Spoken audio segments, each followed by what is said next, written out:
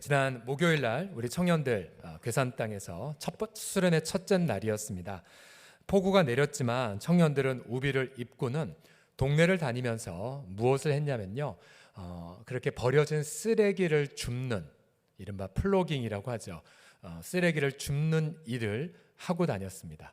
자, 여러분, 남들에게는 쓸모없는, 버려진, 보잘것없는 쓰레기이지만, 그러나 청년들이 쓰레기를 줍자 동네 마을 주민들이 비 오는데 괜찮다고 라고 했고요. 또 청년들을 보니 우리 손주 생각난다 라고 하셨고, 그래서 이 보잘것없는 쓰레기임에도 불구하고 마을 주민들이 청년들에게 마음을 활짝 여는 기회가 되었답니다. 사실 저희가 지난주에 전도서 말씀을 보면서 여러분, 전도서가 이렇게 세상을 진단하지 않습니까? 전도서 1장 2절에 보시면 헛되고 헛되며 헛되고 헛되니 모든 것이 다 어떻게 된다고요? 헛되다라고 말하고 있어요. 헛되다란 단어가 몇 번 사용이 되었습니까? 무려 한 번, 두 번, 세 번, 네 번, 5번이나 사용이 되었습니다. 아마 지면이 허락된다면 아마 헛되다는 단어를 10번이고 100번이고 사용했을 것 같습니다. 이 세상을 보면 마치 버려진 쓰레기처럼 정말 보잘것없고 쓸모없고 헛된 것들이 너무나도 많죠. 각종 사건, 또 사고, 재난, 재해 등도 그렇고요. 또 수많은 범죄, 또 비리, 불이 얼마나 그러한 부분들이 많습니까? 이 전도서의 저자 솔로몬이 왜 그렇게 세상을 허무하게 진단했는지 몇 가지 이유가 있죠. 우선 아무리 열심히 노력한다 한들 재벌이 그 많은 부를 갖고 무덤에까지 갈 수가 없다는 거, 또 권력이 무상하다는 거, 또 한때 유명했다 할지라도 그 다음 세대 기억도 못한다는 거, 또 모든 인간관계 아픔과 어려움이 많다는 것 등등. 그래서 세상은 참 허무하다라고 했는데요, 사실 모든 허무함의 끝판왕은 바로 이렇게 진단하죠. 죽음이라고. 죽음. 많이 배워도 죽고, 악인도 죽고, 선하도 죽고, 악한 자도 죽고, 전부 다 죽는 인생, 있는 인생. 사실 우리가 성경을 모른다 할지라도 우리 인생은 저마다 인생이 참 허무하구나를 저마다 인생 여러 계기를 통해 경험하지 않겠습니까? 저도 저희 할머님이랑 대학교까지 같은 한 방에 있었는데, 할머님이 연세가 들어가시면서 디스크 걸어서 앓기도 하시고, 또 뇌 질환으로 쓰러지기도 하시고, 그렇게 점점 그 몸이 쓰러지시는 걸 보면서 제가 어린 손자의 마음속에 참 인생이 허무하구나, 사람들이 모두 다 죽는구나, 그 생각을 초등학교 6학년 때부터 하게 됐었어요. 너무 인생이 허무하네. 그래서 전도서 저자는 1장 3절에 이렇게 말하죠. 해 아래에서 수고하는 모든 수고가 사람에게 무엇이 유익한가? 자, 전도서의 분위기는 이런 허무한 분위기. 그러나 같은 솔로몬이 저자였던 그 다음 아가서를 보십시오. 아가서에 보게 되면 분위기가 완전히 180도 바뀌어 있습니다. 우선 주인공이 솔로몬과 술람이 여인인데요, 결혼 언약 속에 있는 두 남녀의 사랑의 기쁨을 가득히 담고 있습니다.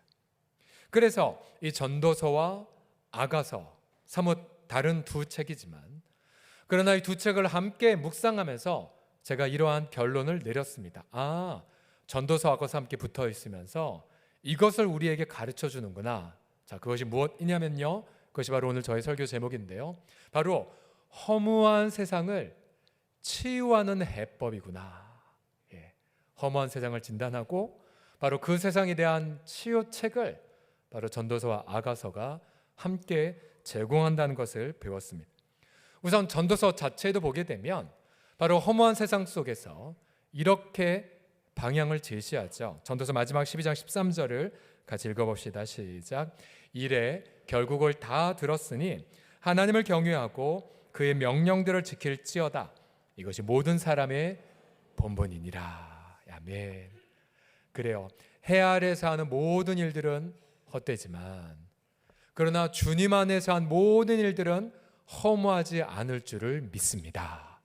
그래서 세상을 잘 분별하고 주님 안에서 모든 일들을 해라. 이것이 전도서의 결론이고요. 또한 아가서에는요, 이렇게 우리에게 말하고 있어요. 자, 아가서는 앞서 말씀드린 것처럼 결혼 언약을 한 두 사람의 기쁨을 말했다고 했는데요. 결국 이것을 통해서 두 가지를 제시하고 있죠. 하나는 이 세상 참 많이 관계 때문에 아프지만, 그러나 솔로몬과 술람이 여인의 그 행복처럼 관계 가운데에 언약을 맺고 언약 속에서 친밀함을 추구할 때 넉넉히 허무한 세상을 이길 수 있다라는 거. 자, 1차적으로는 결혼 생활 안의 기쁨을, 2차적으로는 하나님과 그의 백성 간의 친밀한 행복을 아가서는 강조하고 있습니다. 그래서 전도서와 아가서를 종합해 보면 허무한 세상을 치유하는 건 바로 언약의 친밀함이구나 라고 결론을 내리게 됩니다. 좀 제목이 길지만 함께 따라해 주십시오. 허무한 세상을 치유하는 언약의 친밀함이라고요. 시작. 허무한 세상을 치유하는 언약의 친밀함. 네. 하지만 우리 공동체에도 보게 되면요, 부부가 함께 백발이 되면서 손 붙잡고 오시는 분들도 계시고, 또 그전에는 손잡고 오셨는지는 모르겠지만 이상하게 예배당에 오시면 남남인 것처럼 떨어져서 따로 앉는 분들도 있으시고, 또 하나님의 특별한 섭리 속에 아프지만 배우자를 먼저 사별한 분도 계시고요. 또한 정말로 원하고 바랬지만 언약이 깨어져서 이혼의 아픔을 겪으신 분도 계세요. 또한 홀로 지금껏 결혼하지 않은 채 혼자 사신 분들도 계시고요. 사실 그런 분들 입장에서 이 아가서는 읽으면 어떤 면에서는 굉장히 부담이 되는 책일 수 있어요. 하지만 제가 본격적으로 오늘의 해법을 나누기 이전에 혼자 되신 분이라 할지라도 이 땅에서 배우자와의 친밀함을 누리지 못할 수 있고, 때로는 자신의 그런 배우자 될 분에게 버림받은 아픔을 겪었다 할지라도 이 언약적 친밀감은 사람에게 제한되지 않습니다. 오히려 그 친밀함을 바로 하나님과의 관계에서 경험할 수도 있고요. 또한 이 땅에서 함께 예수 믿는 성도들과 더불어 그런 친밀함을 경험하게 하셔서 하나님과 또 교회를 통해 받은 친밀함을 통해 이 땅에서 받은 상처를 넉넉히 극복할 수가 있게 됩니다. 그러면서 교회 공동체는 정상적인 부부도 있고 또 다양한 가족도 함께 어우러지는 바로 회복의 공동체를 우리는 지향합니다. 자, 전도서 아가서를 통해 허무한 세상을 향한 해법, 오늘 두 가지를 정리하고요, 바로 성찬식으로 들어가겠습니다. 우선 첫 번째로 이 허무한 세상을 치유하는 해법은 무엇이냐면요, 따라해 주시겠습니다. 친밀한 관계. 시작. 친밀한 관계. 친밀한 관계. 앞서 전도서 저자가 왜 그렇게 세상을 허무하게 진단했냐면, 여러분 보세요. 가령 정치가가 가난한 자들을 압제하고, 또 부부간에 아픔과 깨어짐이 있을 수 있고, 또한 여러 가지 일터에 어려움을 다 겪습니다. 이 모든 공통점은 무엇이냐면 관계의 파괴에 있습니다. 관계의 파괴. 심지어 가장 허망함의 끝판왕인 죽음. 죽음은 무엇의 관계의 파괴 때문에 나온 것입니까? 바로 에덴 동산에서 인류의 대표였던 아담이 범죄함을 통해 하나님과의 관계가 단절된 결과가 죽음이지 않습니까? 죽음. 그런데 바로 이 허무함을 극복하기 위하여 바로 하나님은 그의 아들 예수 그리스도를 이 땅에 보내주셨습니다.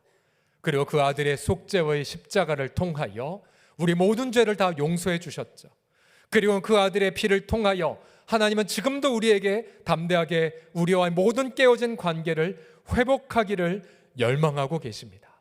우리가 구약성경 전체를 예수님 중심으로 계속 보고 있는데요, 계속해서 하나님은 가령 아브라함에 먼저 찾아가셔서 언약을 맺고 아브라함을 친구처럼 대하셨고요, 또한 다윗에게 찾아가셔서 역시 헷셋 언약을 맺으셨고 다윗과 함께 아름다운 교제를 나누지 않으셨습니까?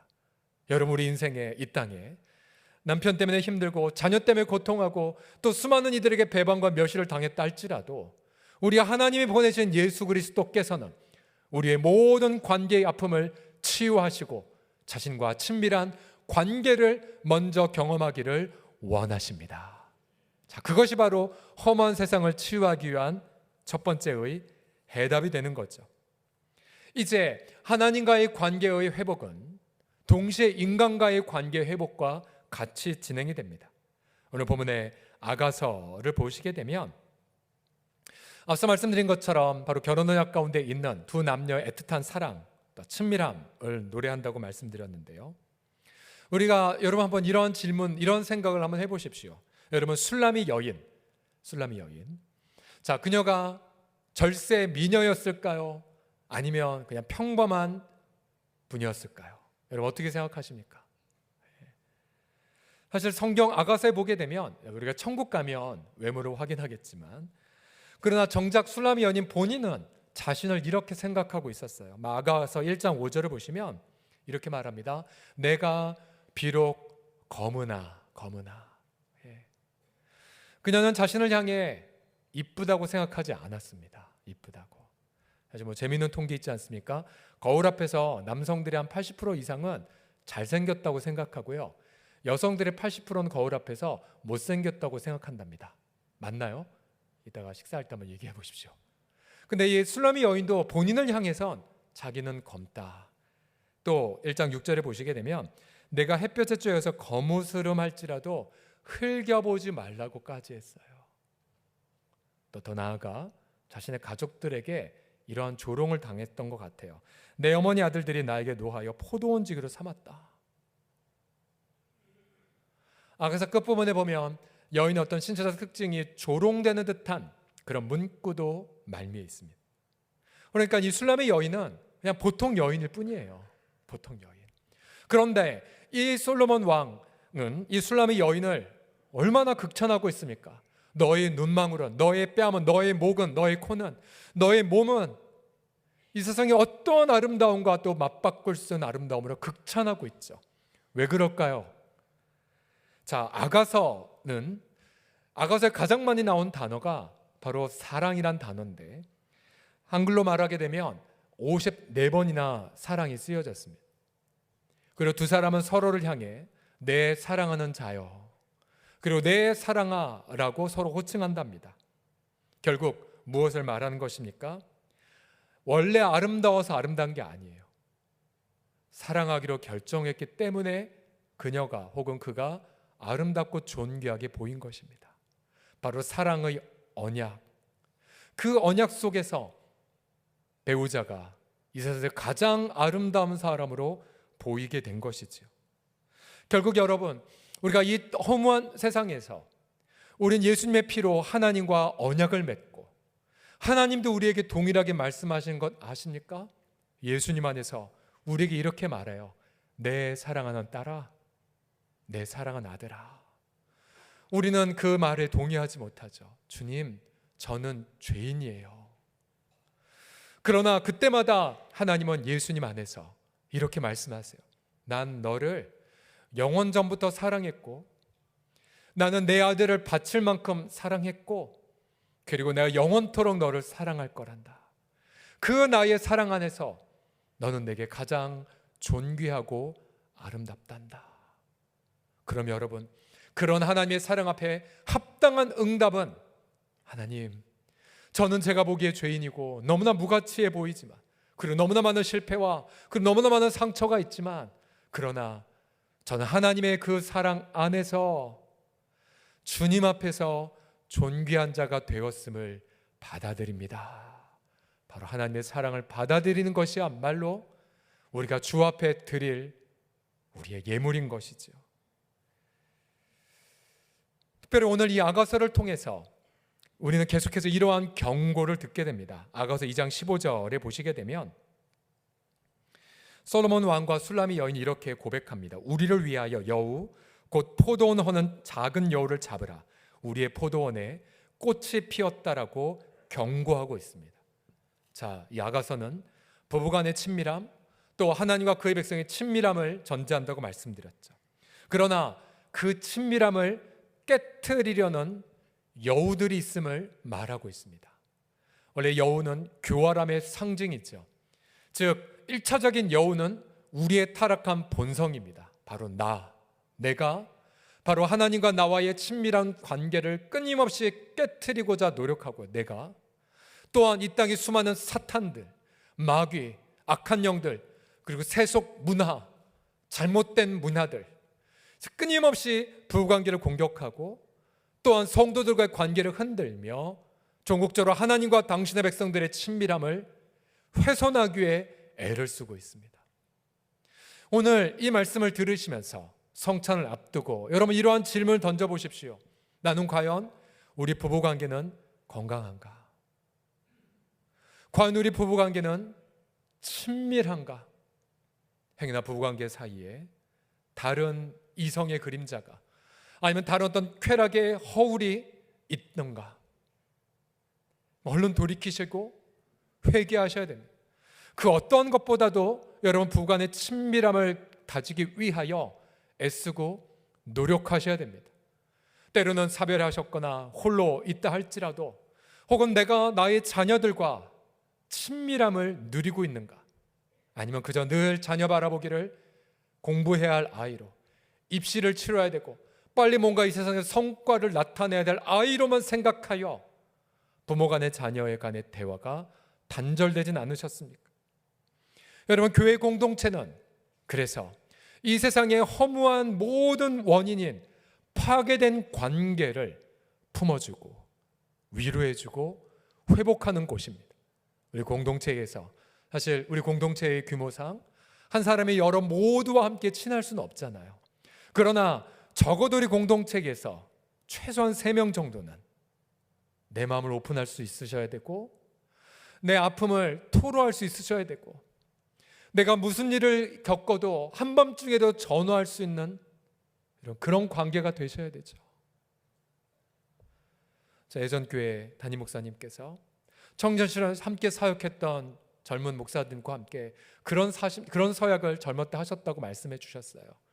여러분 잘 아시는 고 권호 목사님, 고 하영주 목사님, 이동수 홍정일 목사님이 한참 청년 시절 한참 선교사체에 계실 때에 교단은 다 틀렸고 배경은 틀렸지만 오 목사님이 이 3명을 불러놓고 이랬대요. 야, 우리 한밤중에라도 전화할 수 있는 사이가 되자.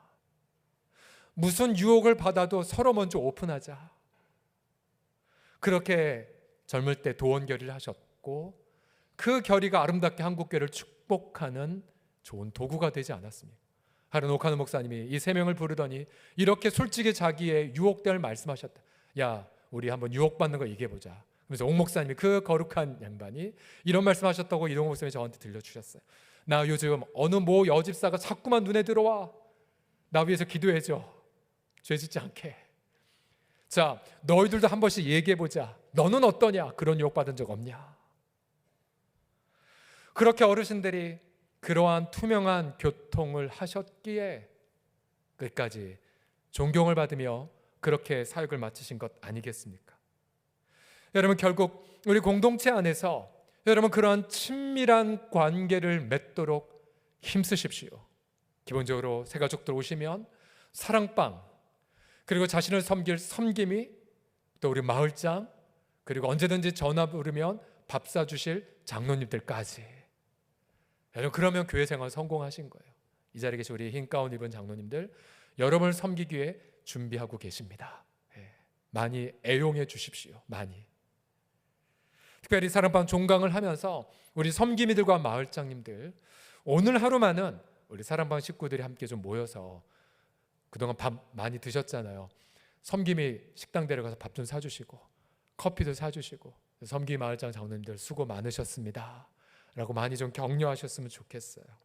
자, 여러분, 우리 교회 공동체 안에서 그런 모든 관계들의 친밀함을 누리시고 나누심을 통해서 허무한 세상을 넉넉하게 치유하는 우리 모두가 되기를 주의 이름으로 간절히 축복합니다. 옆 사람 모시면서 이렇게 축복하겠습니다. 우리 더 친해집시다 라고요. 시작. 우리 더 친해집시다. 마지막으로 허무한 세상을 치유하는 해법은 무엇이냐면요, 친밀한 관계를 넘어 이제 친밀한 동행까지 경험하셔야 됩니다. 따라해 주십시오. 친밀한 동행. 시작. 전도서에서 솔로몬은 엄청난 프로젝트를 많이 했습니다. 큰 빌딩도 짓고 엄청난 사업도 했고 돈도 많이 있었고 수많은 많은 그런 쾌락들 제한하지 않았죠. 그러나 말년에 솔로몬은 헛되다라고 한탄하지 않았습니까? 엄청나게 많은 일을 했지만 허무했다고 했어요. 그런데 아가서에서는 같은 솔로몬이 지금 뭘 하고 있습니까? 아가서 2장 10절을 보시게 되면 솔로몬은 사랑의 언약을 통해 평생 동행할 배우자가 있었고요. 나의 사랑하는 자가 내게 말하여 이르기를 나의 사랑 내 어여쁜 자야 일어나 함께 가자. 자신을 사랑하는 이가 있었고 또 그 사랑한 이와 함께 사랑의 동행을 소박하게 하고 있어요. 이 두 사람이 아가서에서 한 행동이 뭔지 아십니까? 두 사람은 무화과 나무의 푸른 열매를 보기 위해 갔고요. 또한 포도나무의 꽃을 보기 위해 산책해요. 또 백합화 가운데서 양떼를 먹이며 교제합니다. 2장 16절이에요. 내 사랑한 자는 내게 속하였고 나는 그에게 속하였도다. 그가 백합화 가운데서 양떼를 먹이는구나. 큰 일을 하지 않았어요. 그러나 솔로몬은 자신을 평생 사랑해 줄 사람, 그 두 사람 함께 일상의 소소한 기쁨을 누리고 있습니다. 아가서 말씀을 통해 주님은 우리에게 이렇게 자문하세요. 너 예수님과 친하냐? 일상의 모든 삶 속에서 예수님과 친밀하게 동행하고 있느냐라고 질문하십니다.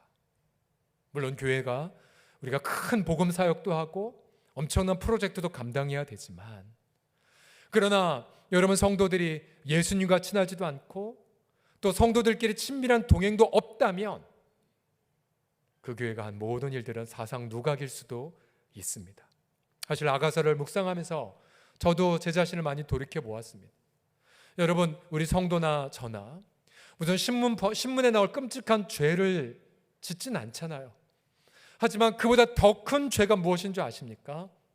일상에서 예수님과 친밀하게 동행하지 않는 죄예요. 매 순간 주님께 여쭤보지 않은 죄, 매 순간 성경을 통해 주의 음성을 듣지 않는 죄. 그러면서 여러분 교회 공동체는 예수님과 친밀한 동행을 연습하는 곳, 또 우리 사랑하는 성도들과 함께 사실 아무 일을 하지 않는다 할지라도 차 한 잔 마셔도 함께 격려하고 또 성도들의 이야기를 하염없이 들어주고 함께 산책하고. 최근에 감사한 것은 저희 공동체 안에 동호회들이 많이 생겨서 활동을 하고 있는 부분이에요. 동호회. 그래서 거창하게 세계 선교를 위한 등산 아니고요. 또한 이웃 구제를 위한 자전거 타기 아니에요. 그냥 교제예요, 교제. 같이 산에도 오르고요.